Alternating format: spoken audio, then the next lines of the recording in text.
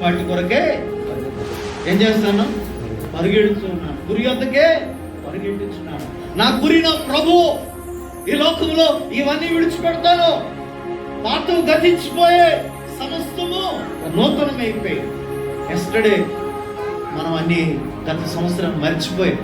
ఈరోజు మనము నూతన సంవత్సరంలో నూతన సృష్టిగా నూతన విధానంతో దేవుని సన్నిధికి వస్తున్నాం. ఎందుకో తెలుసా? ఈ నూతన ఆరాధన ఎందుకో తెలుసా? నూతన క్రియేషన్, నూతన సృష్టితో దేవుని పాదాల దగ్గరికి వచ్చి, ప్రభువా నీవిచ్చిన ఆయుష్ కొరకే వందనాలు, నీవిచ్చిన ఆరోగ్యం కొరకే స్తోత్రాలు, నీవిచ్చిన బలం కొరకు, శక్తి కొరకు, సామర్థ్యత కొరకు నీ వందనాలని దేవునికి కృతజ్ఞతాస్తుతులు చెల్లించడానికి ఈ ఉదయకాలం దేవుని సన్నిధిలో మనము చేరువచ్చాం.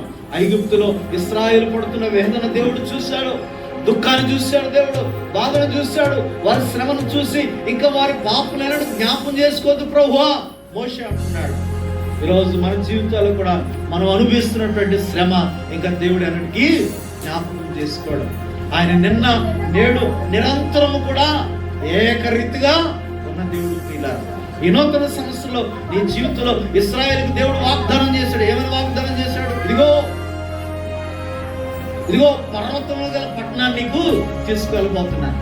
అక్కడ పంటలు సమృద్ధిగా పండుతాయి, అక్కడ ఆశీర్వాదం ఉన్నది, అక్కడ శాశ్వత జీవం ఉంది. అది ప్రాకారము గల పట్టణము, అక్కడ పేజుమై ఉండే స్థలము, అంజూరు పండ్లు ఉండే స్థలము, ద్రాక్ష పండ్లు ఉండే స్థలము, విస్తారంగా పంటలు ఉండే స్థలం. అది ఆ స్థలానికి నేను తీసుకొని వెళ్ళబోతున్నాను. దేవుడు జ్ఞాపకం చేసి ఈ నూతన సంవత్సరంలో ప్రియులారా మన జీవితాల్లో ఒక నూతన ఆశీర్వాదం దేవుడు ఇవ్వబోతున్నాడు. దేవుడికి స్తోత్రం కలుగునుగా. అనుభవించడం మర్చిపో. ఈ రోజు నుంచే నూతన సృష్టిగా నూతనంగా ప్రభు కొరకు ఒక నిర్ణయం తీసుకొని, ప్రభువా నీ కొరకు నేను బ్రతుకుతాను, నీ కొరకు నేను జీవిస్తాను.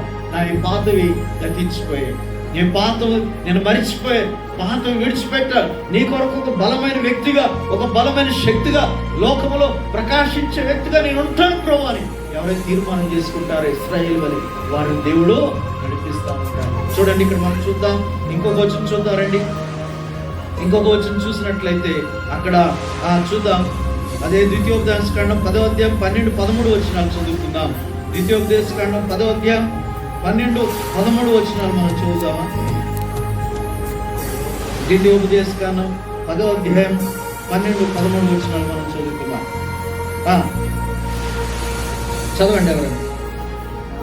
కాబట్టి ఇశ్రాయేలు దేవుడిని యెహోవాకు భయపడి ఆయన మార్గమంతట్లో నడుచు ఆయన ప్రేమించి నీ దేవుడిని యెహోవాను నీ పూర్ణ మనస్సుతోనూ నీ పూర్ణ హృదయముతో ప్రేమించు, సేవించి నీ మేలు కొరకు నేడు నేను నీకు ఆజ్ఞాపించు యెహోవా ఆజ్ఞలను కట్టడలను అనుసరించి నడుచుకుందును.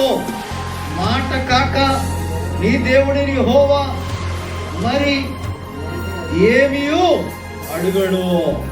ఏమంటున్నాడంట? దేవుడు ఏం చెప్తున్నాడు? ఈ నూతన సంవత్సరంలో నేను ఎలాగ బ్రతకాలని దేవుడు ఆశపడుతున్నాడు చెప్పండి.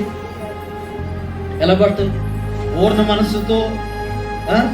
కాబట్టి ఇశ్రాయేలు నీ దేవుడిని యెహోవాకు భయపడి ఏం చేయాలంట? అమ్మా వినండి, ఏం చేయాలి?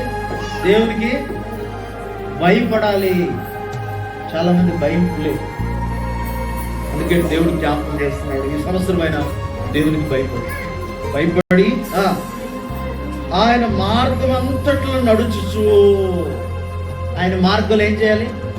నడుస్తూ ఉండాలి. చిన్నపిల్లల పాట, దారి ఎంత దూరమైనా మార్గం ఎంత కష్టమైనా, దారి ఎంత దూరమైనా మార్గం ఎంత కష్టమైనా, ముందుకే సాగేదా యేసుతో నడిచేదా వెనుకకు తిరిగి చూడను.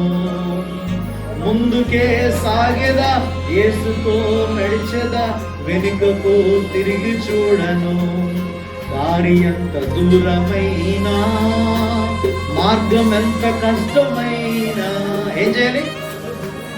మార్గం ఎంత కష్టమైనా, ఇంకా దుర్భరమైన ఏదైనా సరే అలా ఉంచడు దేవుడు.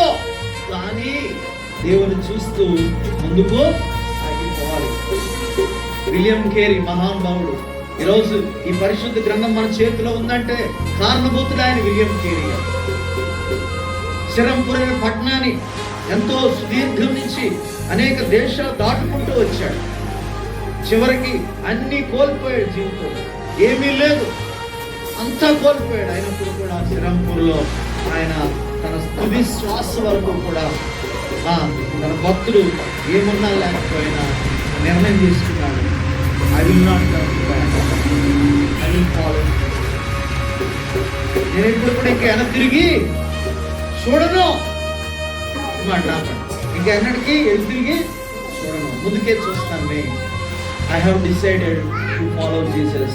No turning back, no turning back. జీవితంలో బ్రతుకులో తీసుకున్న నిర్ణయానికి కట్టుబడి ఉండాలి.